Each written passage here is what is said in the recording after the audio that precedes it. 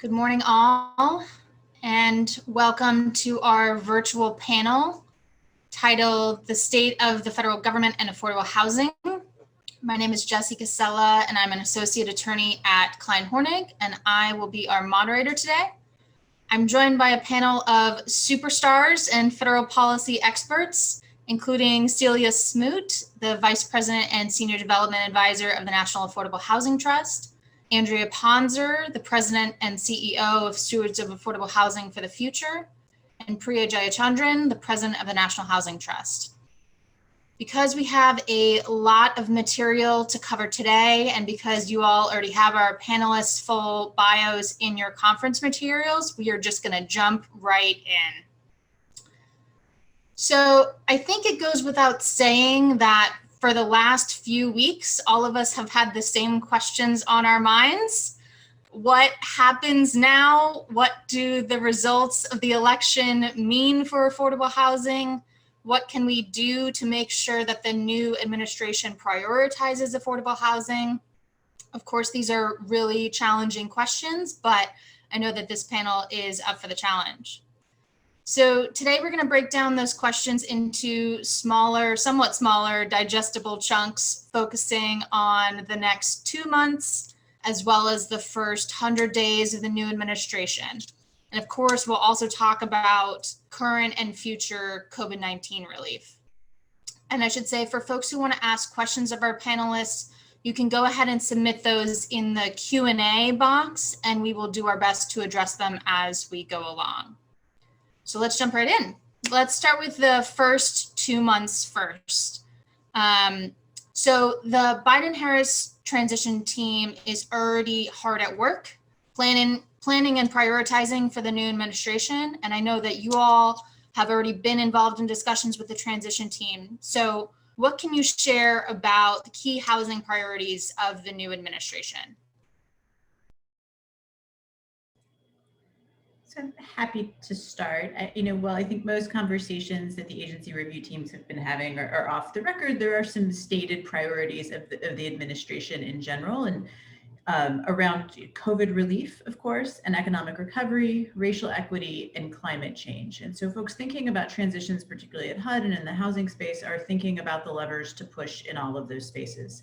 So thinking about what are the immediate needs of the affordable housing stock in terms of COVID relief, both rental assistance and operating assistance, what's needed for economic recovery to make sure deals keep going, and then beginning to think about what are the levers to push, in those first 100 days around racial equity and climate change. So we could see things like rolling back a new AFH rule and reinstating the 2015 rule, as well as those economic recovery levers and COVID relief levers that are in place. They're most concerned with thinking about what are we walking into here? How do we immediately start addressing some of the crises at hand? And what are the things we may not be thinking of? I'll add to that on that COVID relief and even outside of COVID, rental assistance is a huge priority. Andrea and I and a lot of stakeholders have been in multiple conversations. As Andrea said, those conversations, what they're doing is their business, but what I can share is what we've been advocating, and it's rental assistance, rental assistance, rental assistance. And we've been advocating that, I think, all of the housing stakeholders since last March. Unfortunately, it didn't have the impact over the past 6 months that we would have hoped to. And I think we're excited for the possibility that with a Biden-Harris administration, there may finally be a relief package that includes significant rental assistance.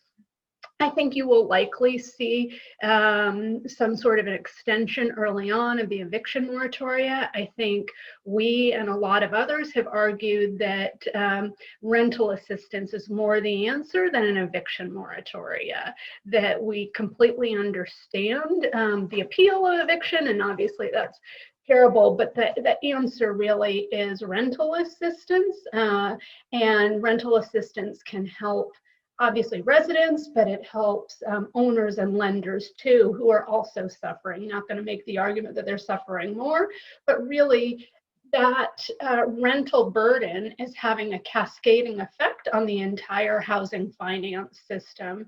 And eviction moratoria helps residents doesn't do so well in helping owners and lenders and investors.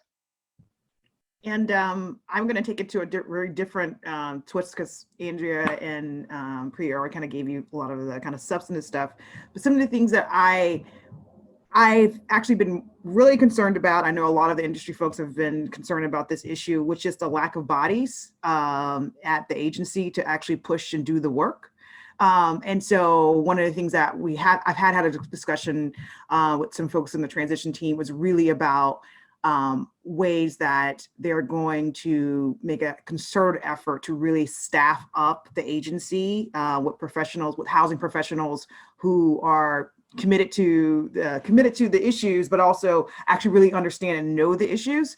There are a lot of empty positions at HUD, even before, even well before COVID, that affect a lot of their ability to actually push any kind of real change or real program or any kind of regulatory changes that we're looking for. Great. And are there things, I know that some of you already mentioned this, but are there policy priorities that your organizations are pushing for the new administration to consider that we haven't yet mentioned? I think across the board, most housing organizations are pushing LIHTC expansion. I know that's covered elsewhere in the agenda for this conference, being a housing credit conference.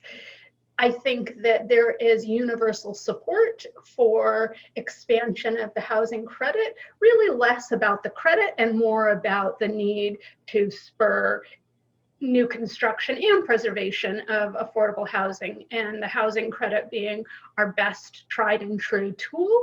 So I think, obviously most people in the field know there's bipartisan support for the Affordable Housing Credit Improvement Act. And I think there's been pretty universal support and advocacy among housing stakeholders to the new administration for really embracing the tenets of the Affordable Housing Credit Improvement Act and making them part of their initial legislative push. I think that's right. That's certainly a part of our priorities. As Priya said, it's a shared priority among many that advocate for affordable housing. And in addition to the credit, we are pushing hard for new rental assistance as well, both in the form of vouchers and some sort of project-based option that can help support the creation of that affordable housing. As we all know, the credit is a critical part of expanding the stock and preserving what's there.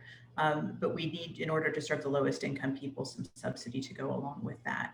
We are thinking more and more about preservation, and the credit's a very important part of that strategy, but there are some technical things around qualified contracts and rights of first refusal that are policy priorities for us as mission-driven nonprofits to make sure we don't lose what we have in terms of affordable housing stock. And then thinking as well about what are the levers and the tools from a policy and a funding perspective that can help ensure that some of that naturally occurring affordable housing stock can be preserved. There's, I think, a broad sense that some of that may be at risk as we go, come closer and closer to a year of people not being able to pay their rent. You have small landlords that are buckling under the pressure, and we're going to need solutions to help preserve that very important part of the housing stock. And I would say one other piece of it, I know that in the previous Obama administration, there was a lot of focus on trying to kind of fix the small properties issue. And it kind of got dropped for various reasons and basically not even discussed in the current administration. There has been discussions about some folks who were on that transition team who were a large part of trying to make the small properties kind of regulatory fix work. And so there's been discussions to kind of revive that program. Great.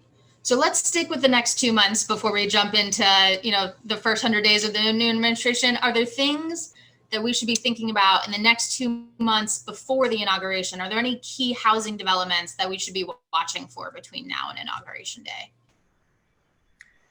Well, so I think certainly thinking about federal appropriations, right? We're on a continuing resolution right now that runs out in 10 days. So Congress needs to figure out what it's going to do to keep the government running, and that includes housing programs. And there's an agreement now among leadership on top line numbers for that, but there's still a distance to go in the next 10 days. There doesn't seem to be any political will or gamesmanship around a shutdown. That certainly doesn't serve anyone, particularly in this environment.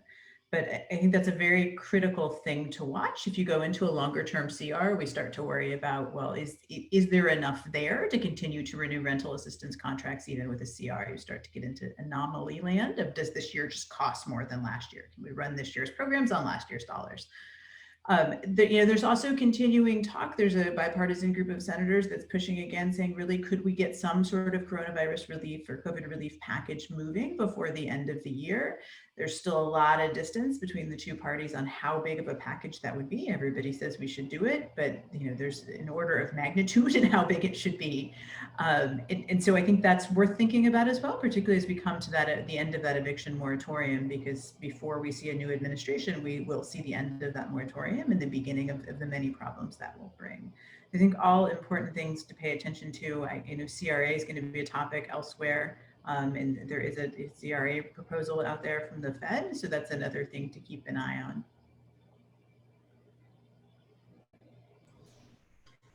If I realize this is asking you to look into a crystal ball, but if you were to guess if there's another CR continuing resolution that temporarily funds the government between now and shortly after Inauguration Day, would you guess that we go down that path, or is there some real hope that we'll see some kind of real funding before Inauguration Day? I wouldn't bet on it, but based on, I wouldn't bet on it, but I can be a pessimist about appropriations. I don't think so. I think it's going to take January 20th. And similar question, I know, as Andrea mentioned, there's very little thinking around an actual shutdown, although we've experienced that in recent years. If you were to guess shutdown versus continuing resolution, what would be your guess?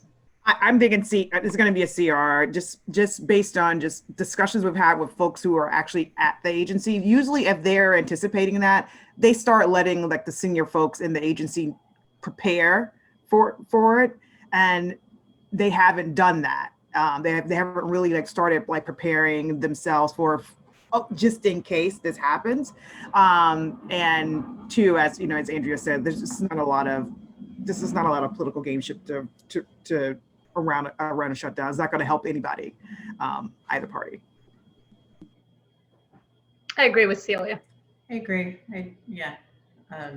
I think it is possible you could see a series of pretty short CRs while they say, oh, we need one more week, and then they end up needing 3 more weeks, and that you could bounce along like that for a little bit rather than getting any sort of permanent vehicle. Although that certainly seems better than the threat of a shutdown. So absolutely, we will keep an eye on that. But I'm optimistic to hear that reaction, given especially that it's 10 days away. Okay. Anything else that folks want to mention in the first couple of months that we should be, or the next 2 months that we should be looking at before we jump to first 100 days of the new administration?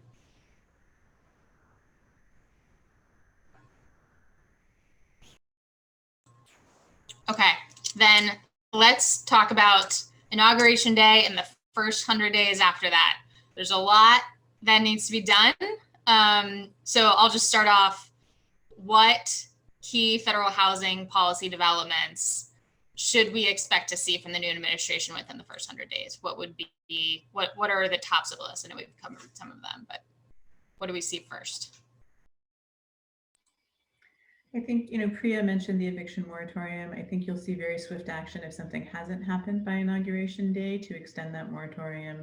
How long seems unclear. There's been some talk through March that certainly would allow time to sort things out and figure out some sort of relief package. I think you will hopefully see relatively swift, if not first day action on affirmatively furthering fair housing and restoring fair housing protections. I think, there is the mixed status rule hanging out there. And rules around how transgendered people are treated in the homeless continuum of care system that you could see rolled back early on. So sort of more regulatory actions you could see a new administration stepping in on. You'll pretty quickly see them putting together a 2022 budget as well and thinking and starting to see what those priorities look like, and are they going to push for something like a universal housing choice voucher and make a big bold ask. So in terms of something more forward looking that you'll get a glimpse into pretty quick, that hangs out there as well. And then of course, some sort of rental assistance proposal and probably some sort of forbearance and on the mortgage side lever to be pushing too for those in home ownership as well as multifamily property owners. I think that's right. I think you're going to see as much in the first 100 days about undoing as you see about doing. There's a whole list of things that have been flagged to reverse early on. The mixed status, the transgender, lots of things that have been pending, some that people heard about, a lot under the radar that I think those are high priorities. As Andrea mentioned, the budget, when I served in the prior administration, it was in February that typically that the president's team presents a new budget. Obviously, that's a little off in the first year of a new administration, but they're going to be quickly working to put together what that budget ask is, because, you know, in a good year, you do pass a budget on time, and that's September 30th. So you really need that 6-month runway from February, call it March, till September to negotiate that. And then those bigger things, I mean, rental assistance being top of the list, LIHTC expansion, and energy efficiency. Andrea mentioned energy efficiency is something that SAFE and NHT have been among the loudest voices on. I think you will see now that the Biden-Harris administration has announced a climate czar. I do think that you will see some sort of incentive program for affordable housing and energy efficiency. There was a good program in 2008-9 out of ARA, maybe something like that, maybe something different. But I do think that over the next year, you'll see some incentive motivation to retrofit affordable housing. And then one of the things I will mention is, like, there's always a way to kind of get to priorities through certain types of policy shifts in the way that they review and approve certain mechanisms, funding mechanisms. And I think that what you'll start seeing is as they'll start using the resources that they have to kind of support policy shifts towards, one, expansion of affordable housing. How are we using certain approvals for certain things? We recently had a meeting that is giving me some sense that we will see this in more of the programs. How are we using all the different levers of resources that the agency has to support certain specific policy priorities? One of them including is trying to expand the unit universe of affordable housing, as well as preservation. But definitely there's a large part of discussions about how do we expand how much affordable housing there is, and how do we do that with the current resources that they have.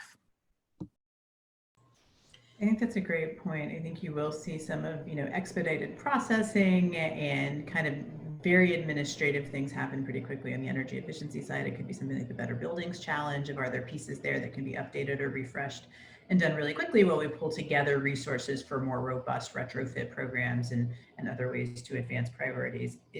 We think a lot about how you leverage housing to improve resident outcomes, including through resident services.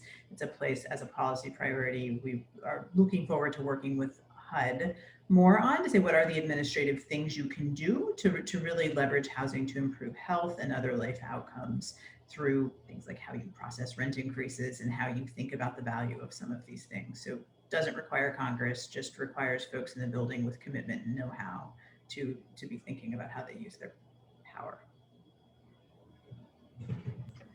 I'll also flag, Jesse, an issue that really Andrea and SAFE have been leaders on, and that's digital access. I think the past 9 months have really underscored that digital divide. We always knew about it. I think with so many kids schooling from home, that the implications of inaccess have been stark, and I think that you may see a new administration try and focus on that. What are ways to drive more equal access to technology, to Wi-Fi, broadband, even devices?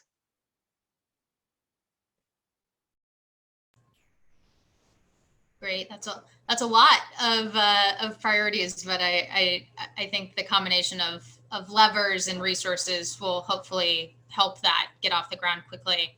And related to that, for folks who are, engulfed in the national politics and kind of Senate control, just wondering if you all think that if there's going to be any impact of the control of the Senate, what impact that would have on federal housing policy? I think potentially a lot. There are, if we assume Republican control of the Senate, if the Democrats aren't successful in taking both seats in Georgia, and even if not, even if you have a 50-50 Senate, I think you're going to be looking much more towards the middle for what can get done. I think that still creates a very hospitable environment for expansion and improvement of the housing credit, which is something that has tremendous bipartisan support. Biden-Harris campaign put forward some big ideas about a vast expansion of the housing choice voucher program, which would be really helpful in meeting the housing needs, but costly. And I think if you have a really close Senate and a Republican Party that's moving back towards a deficit and spending hawk position, it's going to be harder to move those things. So I think you'll see a lot more that's happening administratively and on a negotiated basis. I think the environment of public-private partnership will be strong, because there is a desire to do something about the housing crisis. And I think even climate is something where there'll be some receptivity, but it'll look like a much more moderated version, I think, of some of these bold ideas that came out of the campaign. I think one of the things I was thinking about, if it becomes really an issue where they won't be able to have as robust of appropriations or funding for a lot of the programs, what you will find is even more so changes within current programs and a certain amount of flexibility to still achieve certain priorities that they want to achieve. So I'm expecting to see some changes in like how processes and what's certain eligibility and underwriting connection to certain HUD mortgage programs. There's been some discussions about being more flexible in some of the underwriting parameters to allow for those other things that normally typically you could not fund with those loan proceeds. I'm expecting to see some changes or some more guidance, some more flexibility given to cities and states with CDBG dollars about what they can do in order to, like, there's been some changes, but I think there's going to be even more flexibility for them to kind of shift funding to be more responsive to the after effects of the COVID crisis. Jesse, I'll jump in and also try and address two of the questions I saw in the Q&A. In terms of state and local solutions that might be amplified at the federal level, two come to mind. In the vacuum that the federal government left on rental assistance over the past 9 months, state and local government has really stepped up. It's not universal, but you have seen some cities and states implement local rental assistance programs, many of them funded by CDBG, some funded locally through other revenue streams. And I think you will see the federal government look at what's working and what's not. One thing that I was particularly interested in and hope that a new administration pays attention to is that some of those solutions have offered a direct-to-tenant option. Most of you know that even tenant-based vouchers require landlord cooperation. It really is the landlord that's helping navigate the system. A lot of folks have been pointing out that there's a real racial inequity to that, and a resident has to depend on their landlord. There have been experiments at the local level of making the resident the own agent of their assistance. So, that's something that federal government may take a look at. The other one is the SASH program out of Vermont for health and housing. It's a program that's existed for a long time that folks have been pointing to as something that the federal government could look to and replicate on making that linkage and funding between health outcomes and housing. And so that's another local solution that could be amplified. To Sunshine's question about big solutions, fortunately, I'm going to be a wet blanket. I think that the really moderated results of this election mean that it's going to be hard to do that big systemic reform. I don't know that you have an alignment on that. I think you do have alignment on some of the piecemeal solutions that you talk about, LIHTC expansion, rental assistance, others. I don't know that there's appetite for a broad restructuring of the system.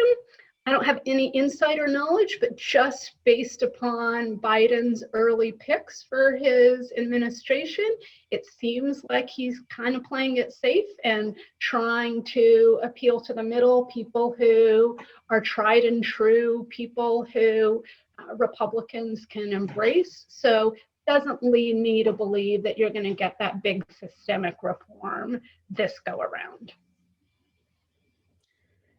I think that's probably right, but I do think there is an opportunity in this moment to think about if we are to continue to use these tools, if that's what we're likely to be able to get in terms of funding and authority, how do we do the work better? How do we better empower communities and incorporate the voices of the residents in the communities where affordable housing is being built and develop programs and housing that responds to what they need, not what somebody outside the community has decided, for them. And so deferring to community and really thinking in an operational way about how to bring in greater principles of equity and community power is something I think we can advance. That's not necessarily happening through federal programs. It could happen through incentivizing, state and local participation in state and local governments to lower barriers. And there, I think, will continue to be talk about how federal programs can incentivize that. But I think it's going to be the work of advocates at the state and local level too, to think about what are the levers we have to encourage these practices. It's also incumbent upon all of us to advocate for whatever resources we can get, because part of doing that work requires more resources. When every penny is spent 3 times trying to get a deal done, it's really hard to envision steps that add time to the process. It's going to mean less housing gets built if there's no funding to support these things. So we need to expand the pie so we can do the work better. Andrea is right. I think, oh, sorry, Jesse. No, go ahead, Priya. I think the exception to what I said is really racial equity and resident in the affordable housing context, resident agency. I do think that is something where the world has changed and that will be a central tenet of the Biden-Harris housing plan. And I think that's right. I do think that takes time, and I think there's going to be a tension, and a healthy one, between wanting to notch wins and show results. And also, people are suffering right now, not just for optics. You need to, with trying to balance all those stakeholders and hold community charrettes and listen to people. That's a time-consuming process. No one arguing that it's a process that shouldn't happen, but I think that there's going to be a healthy tension between those two things. And 4 years goes fast. So I think, wanting to make advances and then also change the way that program design and implementation happens in a less top-down way.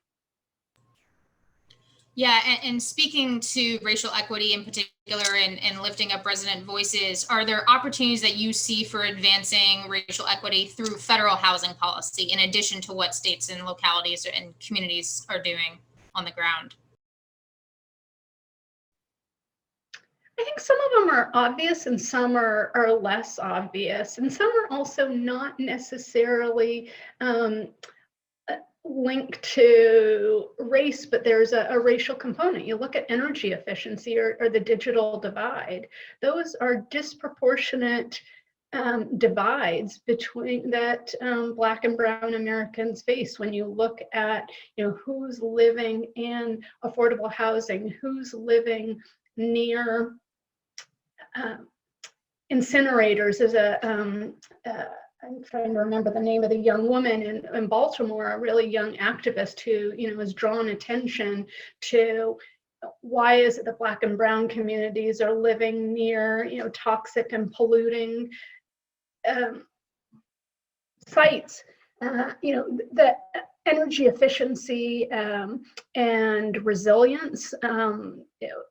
NHT collaborated with Climate Central on releasing a report yesterday about what part of the affordable housing stock is vulnerable to water intrusion.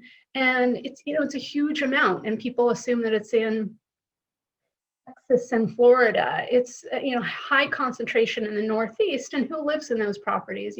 Largely brown and Black people. Same with the digital divide. So I think that's some of it. I think the Color of Law put a spotlight on the racial inequities in the FHA system in home ownership. I think that's going to be a huge emphasis on the racial equity, is the Black home ownership divide. I know this is a rental panel, but I think if I had to guess, that's going to be the biggest priority in terms of racial equity for HUD. And one thing I would add is that what we've seen is a lot of focus on state and local kind of redress of issues. Like, there were basically, quite frankly, zoning issues and other type of land use issues or decisions that were made that had some serious and disparate impact racially.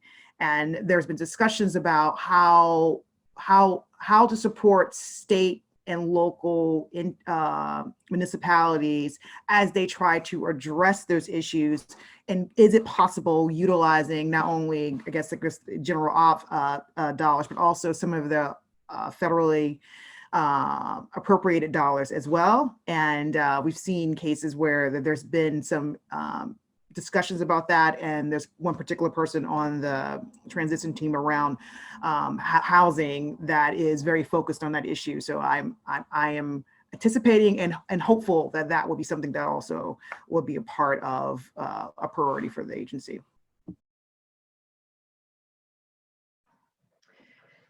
Another one that we haven't talked so much about, and Celia, I apologize, my mic went out, so I don't know if you've said this, is zoning reform. There's been a lot of talk for the last 4 years. It's actually something that has really bipartisan support, and it definitely has a racial equity component to it.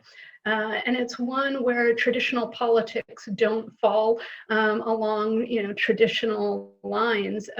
Among California communities, you're seeing a lot of local attempts to block affordable housing development and push low-income renters further and further away from nodes of transportation, job markets,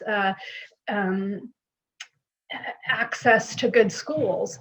And you've seen some local attempts to change that, but I think that you will see out of this administration trying to incentivize local government to create opportunities to create affordable housing in cities. And I think there's a real racial equity component to that also has bipartisan support.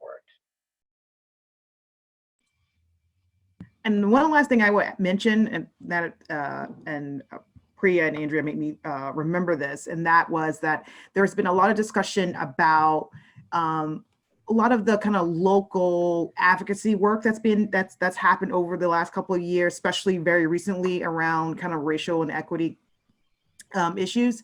And there's been discussions about how does the agency, or how does the housing policy of the new administration basically support that work. As you know, there are definitely little parts and pieces throughout HUD's programs that support type of kind of resident engagement and definitely resident representation.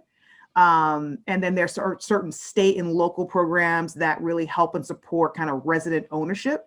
I am hopeful and optimistic that we'll see some more programming and maybe some administrative and regulatory changes that will support and prioritize a little bit more of those type of local ownership and local advocacy groups being funded through certain levers that the agency actually already has. I think in the chat, Gerald asked, what are some of the things that a new administration could do? I think, to Celia's point, I think you can tie federal resources. So people have talked about tying CDBG resources to a certain level of embraced by local government of best practices. That's a little bit carrot, a little bit stick. Other people have promoted more of a purely carrot approach of creating a new resource for cities who embrace best practices and a package. I'm thinking about the race to the top in the Obama administration for education reform, thinking of creating some new appropriation to incentivize local government to embrace some best practices in zoning reform. And even in the Obama administration, at the end of the administration, there was a toolkit that was put out. National Multifamily Housing Council, a market rate owners advocacy group, has put out toolkit. People know what the solutions are. What's been slow is embrace of the solutions. And I think you can see, you're going to see some sort of motivation and incentives for cities to adopt some of those. I think that's right. I think some of that could actually come through the Department of Transportation too. There was a lot of good work done towards the end of the last administration, thinking about how to reconnect communities, and then through what was previously the Tiger program, thinking about how you couple infrastructure investments and then bring along the idea of including housing in those communities and making sure that housing is inclusive and affordable. So tying resources to sort of thoughtful and inclusive planning, I think, is something that you could see, and in some ways gets away from some of the fights around housing and zoning by attaching it to a different set of programs. Great. So those are all, huge ideas, hopefully ones that will be tied to more specific legislation or administrative or regulatory action. So I wanted to ask you all, on the legislative front, what federal housing legislation are you following and expect to see advanced next year? I know some folks have already mentioned the Housing Credit Improvement Act, but if you could expand on that and other federal legislation that you're following. Yeah, so certainly we are out there advocating for the Affordable Housing Credit Improvement Act. As I think Bree and I have both mentioned, there are some preservation provisions that are not now or unlikely to be when the Credit Improvement Act is reintroduced in the next Congress around preservation through the right of first refusal and qualified contracts are other things that will likely be in a separate legislative vehicle, but things that we'll be tracking. And then there are a host of other, great ideas around housing or things with great intentions that we are keeping an eye on. There are a lot of concepts around expanding resources in the COVID relief bill that are obviously of interest. Thinking too about, what are the ways there's a social determinants of health bill kicking around out there, saying that you should have some interagency cooperation and be looking at some of this and incentivizing local governments to cross-sectorally partner. So we're really interested in that and how that could help foster partnerships at the federal and state level. There are a good number of folks thinking about how you get affordable housing assets into the hands of long-term owners, those that have, aren't going to hold for 15 years or 30 years, but hold forever, and thinking about what that looks like. And that ranges from, how you think about physical inspections and have integrity in those inspections and tenant input in the process, to can you create some sort of ownership vehicle or funding program or something that provides a clear pathway when there is a distressed asset to get it to that long-term preservation owner. So we're keeping an eye on a number of things in that space, and then looking forward to a lot of the great ideas that are out there swirling around energy efficiency and affordable housing. and some of what can be done to upgrade and invest in the health and sustainability of not just public housing, but the broader affordable housing stock as well. I'm sure I missed a bunch of stuff that Priya will remember. Yeah, I think you covered it. I'd say there are some smaller ones. I'd say, rental assistance and that relief package is top of the list, and the Affordable Housing Credit Improvement Act are probably the ones that most housing stakeholders beyond the CR are following most closely. Then there are smaller things. Andrea mentioned a couple. Yesterday, I saw there was a small buildings risk share program. I saw that there was a bill introduced to reinstate that program. Trying to think, one thing we're interested in is the solar credit. We do a lot of work with solar and affordable housing. There's talk that the solar credit is actually sunsetting, pun intended. It was originally at 30%. It stepped down this year to 26%. Next year it'll step down to, I think it's 22%, and then gets phased out. There's talk that a Biden administration will potentially reinvigorate the solar credit. So that's something that I think we and other stakeholders will follow.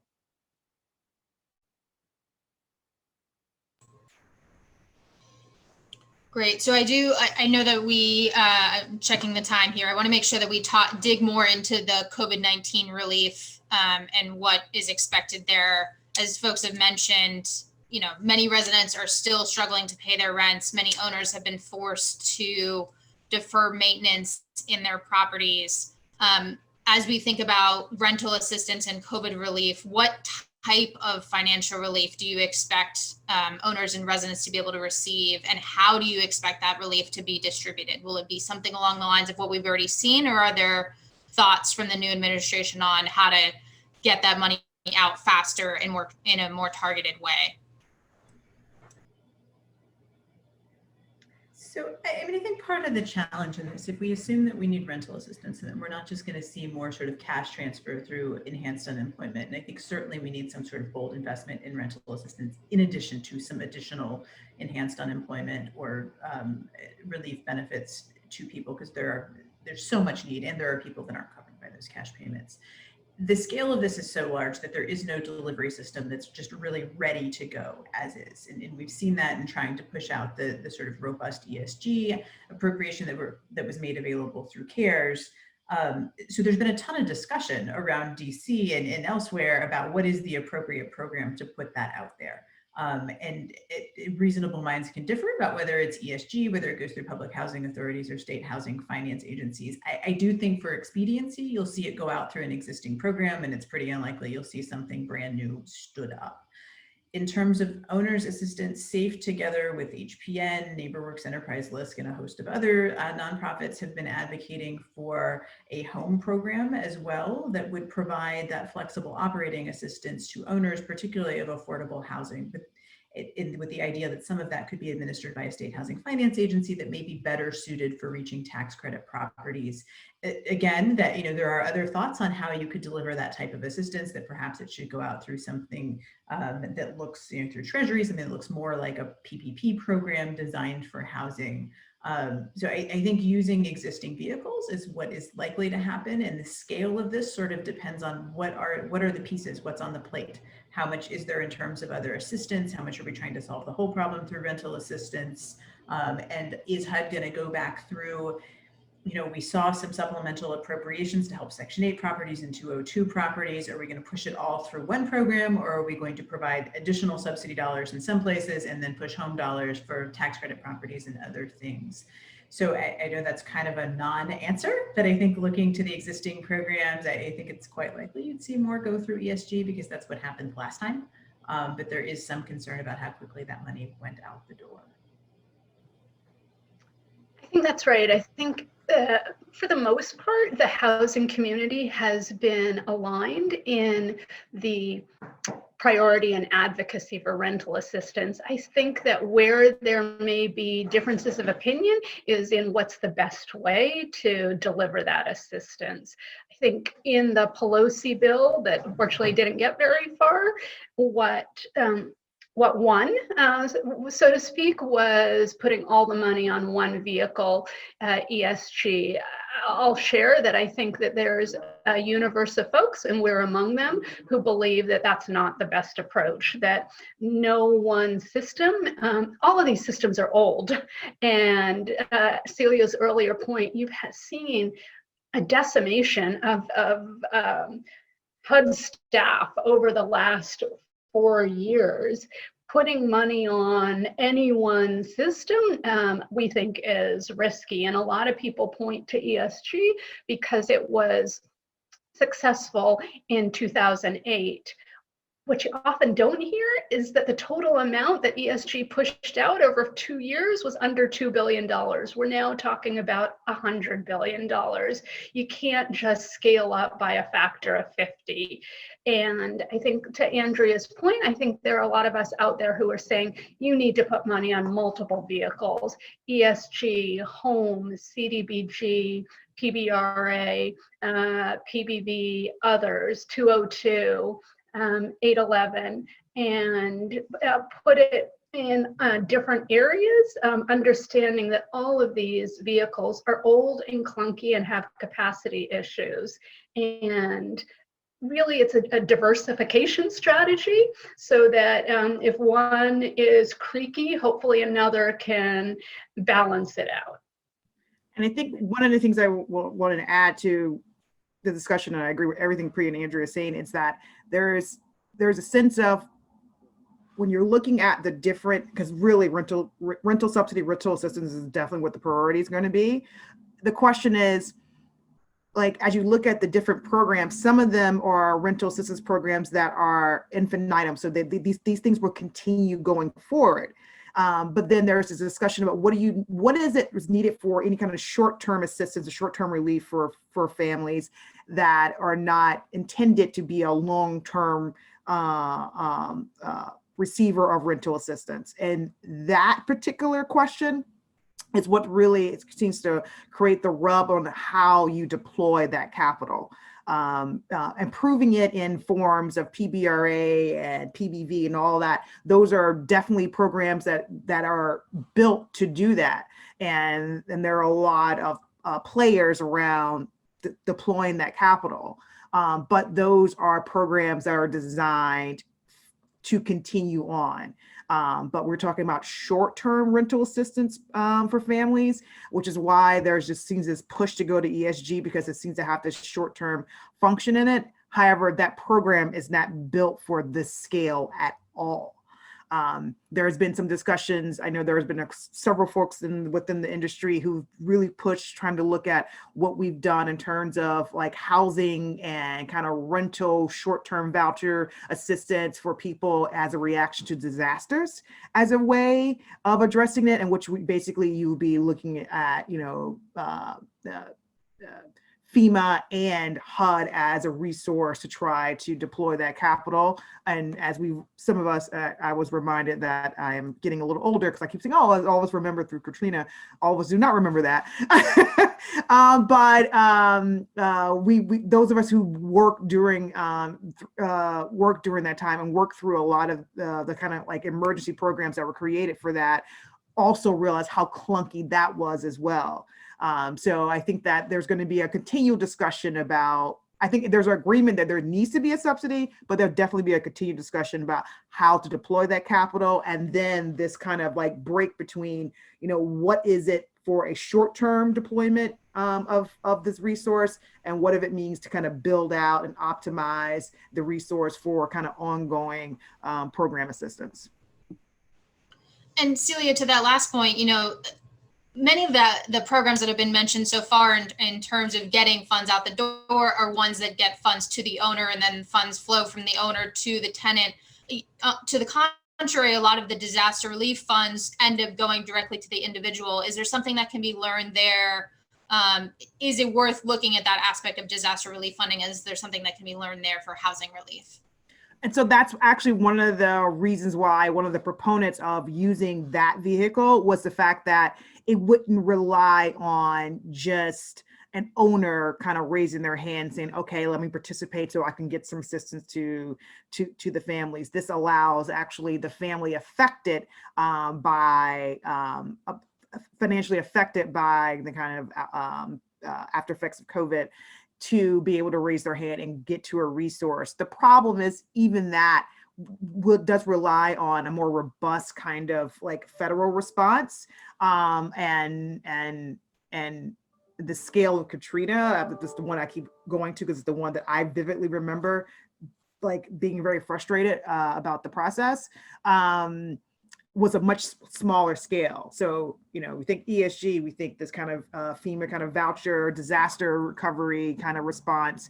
All of it has the same kind of fundamental issue, which is they're not built for this wide of a response that's going to be needed.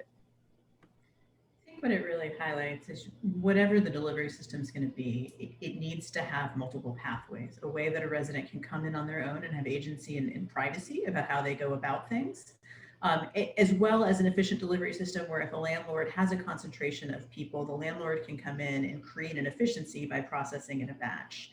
We also see, many of our members serve particularly vulnerable populations, and you see folks with mental health challenges and other issues that make it really difficult to expect them to go and navigate a process on their own. But with a landlord and perhaps a resident services coordinator, there may be an ability to leverage in that relief.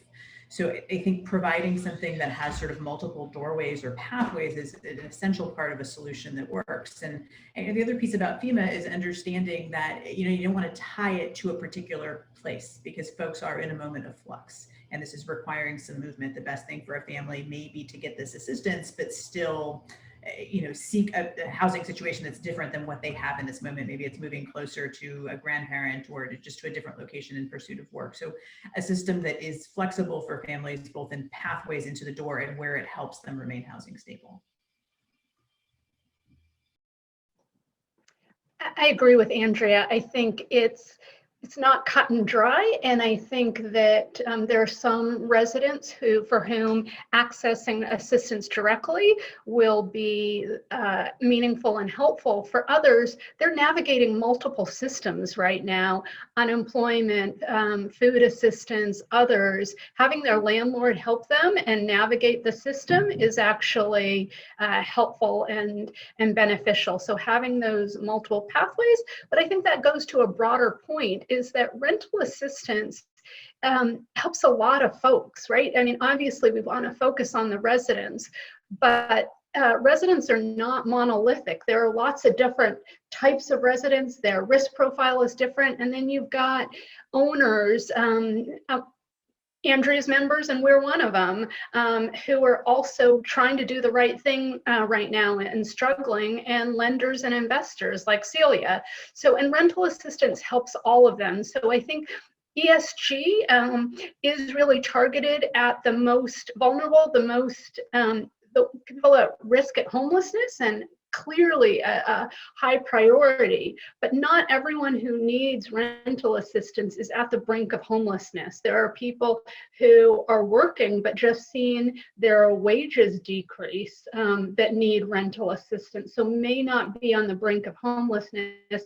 And for them, a vehicle that's better suited to stable housing, whether it's CDBG, home, using PBRA, other vehicles may be more suitable. So yet more arguments for a diversified approach to Andrea's point of multiple channels, multiple access points. There's a lot of money, a lot of people hurting, and we don't have the system right now that can absorb, any one system that can absorb and help everyone, because everyone's different and there are a lot of people who are hurting with different risk profiles. And the last thing I would mention is that when we're having a lot of discussions with state and local municipalities, they themselves understand the breadth of the problem. but they're also kind of bearing down on this issue of like just the lack of resources. So not only do we need to have multiple pathways, we got to make sure that the bucket is big enough, because what's happening is that when the dollars do flow through a certain mechanisms that basically land in the state and local, they're automatically making they're having to make triage decisions, and those triage decisions are initially always responsive to like the most at risk, the least among us. And what that tends to mean is that it creates a delayed effect for other housing situations, like for the Section 8 housing, for low-income housing tax credit housing specifically in particular is the one that as a response to a lot of the limited resources, state and local programs or officials said, we can't deal with that one right now. We have to deal with our NOAAs. We have to deal with our kind of small landlords. We have to put that on the back burner, but that is an issue that has to be resolved as well. And it's just going to be a slow burning kind of effect. And that's going to bubble up and create more of an issue if we don't kind of figure out how do we look at the entire industry, the entire pool of residents that are in need. Yeah, and I want to kind of build in our last few minutes, want to build upon, Celia, the point you brought up. You know, the federal government is clearly relying heavily on state and local governments to either create programs, you know, pass through funds, you know, use these funds to create new programs.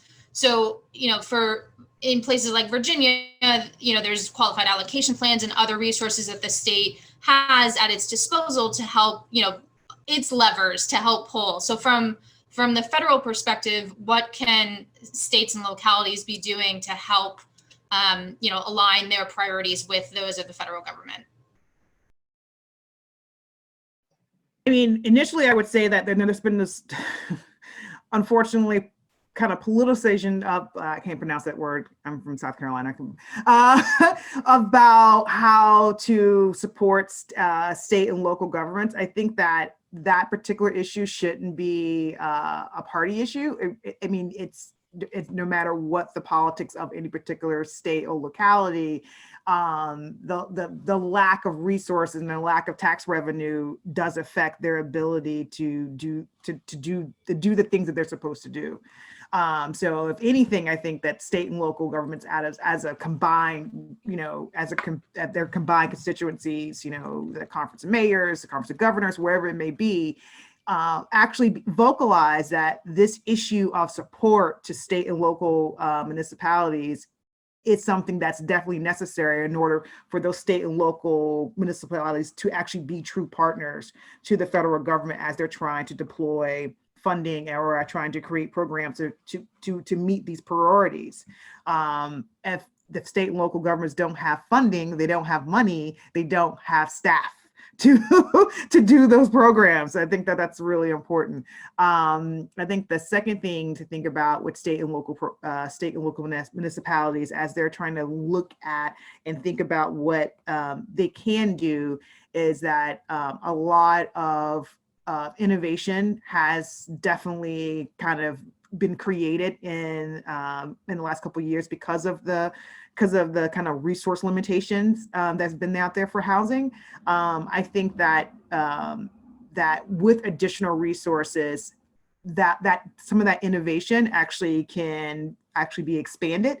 And so I would definitely think that they should focus more on how they look at those kind of programmatic innovations that have been happening over the last couple of years, and if they have a different layer or additional layer of resources to kind of expand those programs, I would definitely hope that state and the local cities are looking at doing that.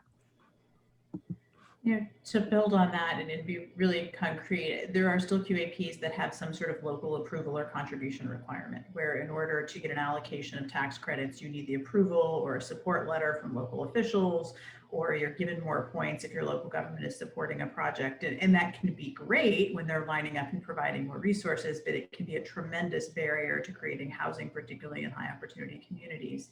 So having states really look at how can we take out any of these potential barriers to creating more housing in our QAPs, and then how can we go a step further and think about incentivizing zoning practices and local programs that do drive resources in a way that doesn't inadvertently create a barrier is I think, a really worthwhile undertaking for aligning with that sort of efficiency of resources and opening doors. I think there are other things. It will be a growing federal priority, and I think a better articulated one in the coming years, to really leverage housing as an asset in the community and a way to improve resident lives. So thinking about how QAPs can incentivize and support the provision of resident services, as well as healthy and sustainable buildings and homes. And that includes, things like energy efficiency and sustainability retrofits, but also the, provision of internet and closing that digital divide so that folks can access resident services, but also so that you have more efficient operations of properties, and understanding response to maintenance requests and ability to use sensors that think about things like the health of the building. And then I think finally, I know Gerald and others, I think, have raised questions about disaster and resilience in the Q&A. I think states beginning to think about what does resilience look like and how do they think about that in QAPs. I mean, it's critical that we not create Christmas tree QAPs here that want everything in the whole world done in a deal that gets no more resources, but being thoughtful about what is the advanced planning and thinking we can drive people to do, and how can we, maybe even provide resources for that, but at least get folks thinking and plugging into what sort of planning and risk is out there. Yeah, I'll agree with most of that. I'll wear my policy hat and then I'll switch my developer hat. From a policy perspective, I think that resilience angle, I mentioned that NHT and Climate Central released a report this week about affordable housing properties vulnerable to sea level rise, and not just sea level rise, even nuisance flooding. And I think that that is, thinking about looking at the water tables in the 100-year floodplain when siting new affordable housing. You'd be surprised that that's not done more regularly. So, thinking about the QAP, the ROFR and qualified contract, from a preservation perspective. Neighborhoods of opportunity, as Andrea mentioned, everyone knows now that outcomes are linked to where housing is, but you still don't see a radical enough shift of where housing is placed and the digital access. But then wearing my owner hat, I'll reinforce Andrea's point. The answer is not more mandates. Affordable housing is hard to build and hard to operate. And you sometimes cut off your nose to spite your face by just adding more and more mandates. The answer, the ideal answer is, what do we want state and local governments to do? Is to appropriate funds and make this a priority. And when you have a mandate, provide the resources to do it. I think, there are some best practices in Virginia, Arlington, in the DMV, where we're based, is tremendously supportive of affordable housing development. And you've seen the most innovation there in the region. And you've seen communities around the country innovating with resources and different revenue streams, whether it's tobacco taxes, sales tax, others. But I think you gotta practice what you preach, and your funding needs to reflect your priorities. Great. Well, I think that's a great note to end on, since we are out of time, but I really want to thank all of our panelists for their time and really helpful insights, and look forward to seeing you all again in person soon. So thanks so much for joining. Yeah, thank you guys so much for this wonderful information and conversation. You've really given us a lot to think about. And so our next session is going to be starting here in just a few minutes. It is the State of the State and Affordable Housing Part 1 with Susan Dewey. So we hope to see you all over there. Thanks again. Thank you. Thank you.